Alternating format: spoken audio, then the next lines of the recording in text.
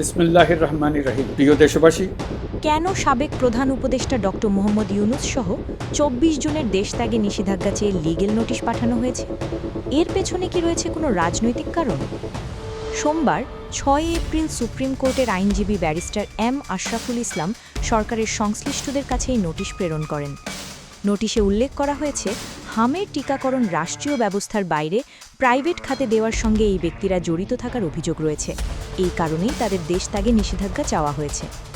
Barrister M Ashraful Islam সামাজিক গণমাধ্যম Facebook পোস্টে কিছু ছবি শেয়ার করে লিখেন, হামের মতো টিকাকরণের ব্যবস্থাকে রাষ্ট্রীয় ব্যবস্থা থেকে প্রাইভেট খাতে দেওয়ার অশুভ অপরাধমূলক কর্মকাণ্ডের সাথে জড়িত থাকার কারণে ডক্টর ইউনূস সহ সকল উপদেষ্টাদের দেশত্যাগে নিষেধাজ্ঞা চেয়ে লিগ্যাল নোটিশ প্রেরণ করেছি। তবে নেটিজেনদের মতে এই নোটিশ ডক্টর ইউনূসের মতো স্বনামধন্য ব্যক্তিকে আবারও আওয়ামী আমলের মতোই আইনি হেনস্থা করার পায়তারা ছাড়া আর কিছুই না। Sheikh Zubaida, news desk.